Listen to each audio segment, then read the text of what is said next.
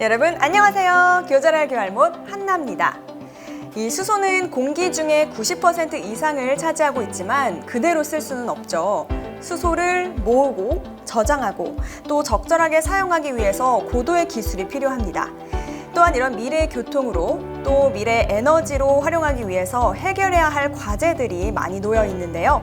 어떤 것들이 있는지 오늘 이 시간 알아보도록 하겠습니다. 이 시간 함께해 주실 교자랄 두 분 인사부터 나눠볼게요. 서울과학기술대학교 윤태호 교수님, 안녕하세요. 예, 안녕하세요.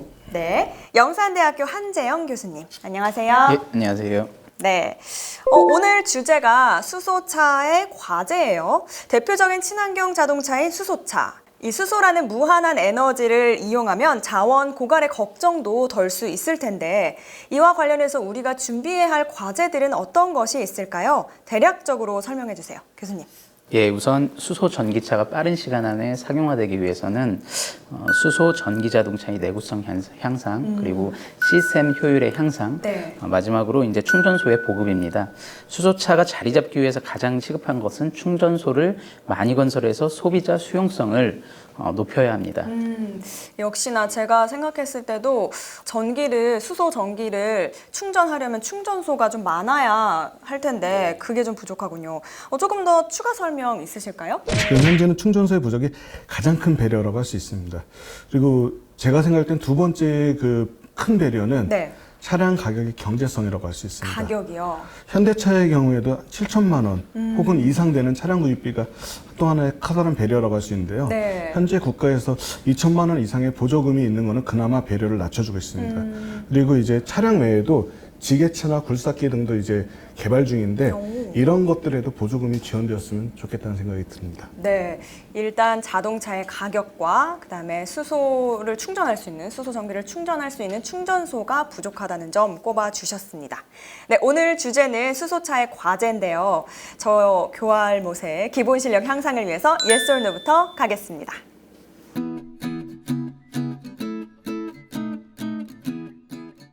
Yes or No 첫 번째 문제 갑니다. 우리나라 수소차를 위한 수소 충전소가 현재 100여 곳이 있다.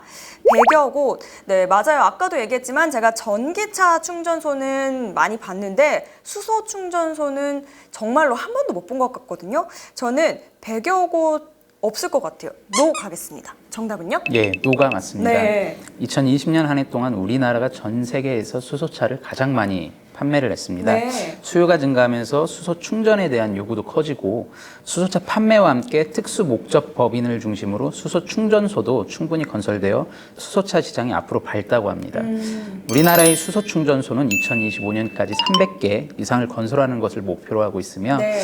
현재 국내에는 약 100여 개의 충전소가 건설 중 또는 운영 중에 있습니다. 네, 수소차를 만드는 데는 이제 성공을 했고 예. 해외로 수출도 하고 있는데 정작 국내에서는 수소차가 상용화되기가 어려웠던 부분이네요. 예, 맞습니다. 네, 하루빨리 우리나라에도 수소 충전을 할 수 있는 충전소가 많아져서 수소차가 조금 더 활발하게 구동될 수 있으면 좋겠습니다. 교자랄 교할못.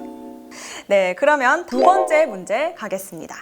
수소 경제 산업의 주도권을 선점하기 위해서 산학관의 긴밀한 협의체인 수소경제위원회가 있다. 맞아요. 이런 중요한 일은 사실 힘을 모으고 또 지혜를 모아야 하잖아요. 말은 들어보지 못했지만 yes 가겠습니다. 정답은요? 예, 맞습니다. 예스입니다. 네. 수소경제 선도 국가를 위한 컨트롤 타워가 가동 중입니다. 국무총리가 수소경제위원회를 주재하고요. 수소경제위원회는 수소경제의 퍼스트 무버로 주도하기 위한 주요 대책 수립 및 추진, 2040년까지 1000개 수소 전문 기업 육성과 수소 조기 활용 추진, 네. 그다음에 30년까지 수소차 85만 대, 수소 충전소 660개 확충을 목표로 하고 있습니다. 그리고 3개 신도시 중 2곳 내의 수소 도시를 추가로 조성하고요. 그다음에 수소산업 진흥 유통 안전 전담기관 지정으로 체계적인 수소 경제를 지원하려고 합니다. 그렇게 함으로써 전 세계 수소 경제의 선도 국가로 발돋움하기 위한 발판을 구축하려고 합니다. 네, 이렇게 수소차, 수소 경제에 대해서 이야기를 나눠보니까 정말 이런 수소 경제 측면에서 좀 선점을 하는 나라가 아무래도 앞서 갈 수 있는 방안 중에 하나일 것 같은데요. 자, 그렇다면 수소차에 관련해서 Yes or No 퀴즈 세 번째 가겠습니다. 수소차의 수명은 5년으로 자동차 회사에서는 5년까지는 동력 개통에 대한 보증 수리를 해주지만 그 이후에는 사용이 어렵다. 기술이 발전하면서 자동차 수명이 길어진 걸로 알고 있어요.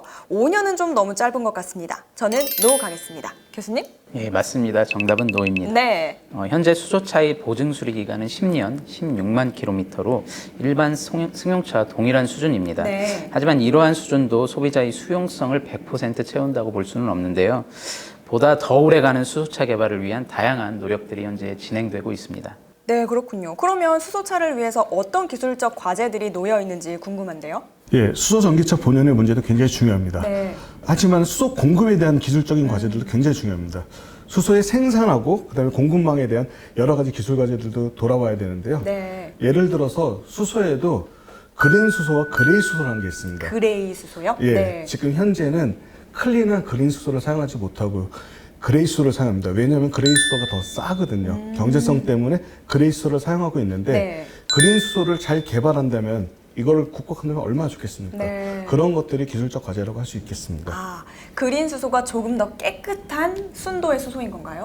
예, 맞습니다. 그린 수소라고 하면 물을 전기 분해해서 얻은 수소인데요. 네. 친환경 에너지, 태양열이나 풍력을 통해서 생산된 전기를 사용하고요. 반면에 생산량이 되게 적고 가격이 비쌉니다. 그래서 아직까지는 상용화가 안 됐습니다. 그렇군요. 또 어떤 기술적 과제들이 있을까요? 그 수소 전기차의 기술적인 측면에서는 열 관리가 특히 중요합니다. 네. 수소 전기차의 연료 전지는 작동 온도에 민감하게 반응하기 때문에 수명과 연비를 결정하는 아주 중요한 요소라고 할 수 있습니다. 네. 따라서 이제 최적의 열 관리를 통해서 작동 온도를 유지시켜 주는 것이 가장 중요한 핵심이라고 할 수 있겠습니다. 네. 이렇게 다양한 과제들이 놓여 있는데 과제들이 잘 해결이 돼서 수소차가 우리나라에서 좀 보편적인 차가 될 수 있으면 좋겠습니다. 구독! 네, 미래 교통과 환경 그리고 경제까지 바꿔줄 수소차에 대한 이야기 오늘 나눠보고 있는데요. 수소 경제에서 수소 전지가 다양한 분야에서 연구되고 응용되고 있습니다. 어떻게 응용되고 있는지 좀 설명 좀 해주세요. 아, 예. 그 수소차 외에도 그 보통 일반적인 자동차 외에도 그 상용차 같은 것들도 사용할 수 있습니다. 네. 예를 들면 수소 트럭이라든지 수소 버스라든지 아니면 수소 트램과 같은 수소 열차, 네. 그다음에 수소 선박 이런 부분에서도 응용이 될 수 있고요. 아까 전에도 제가 보조금 얘기도 했지만 지게차라든지 굴삭기 같은 것도 수소차로 만들 수가 있습니다. 네네. 이 수소 경제가 성공하려면 수소를 자동차에 활용하는 기술은 자동차 회사에서 하고 또 수소의 생산 그리고 안전에 관한 기술은 정부가 주도적으로 해야 한다라는 이야기가 있는데요. 특히 어떤 정책적 지원이 있어야 할까요? 예, 우리나라에서는 수소 생산과 저장, 운송 그리고 충전에 관한 산업이 동시에 발전할 때 수소차와 수소 경제가 미래의 먹거리가 될 수 있습니다. 네.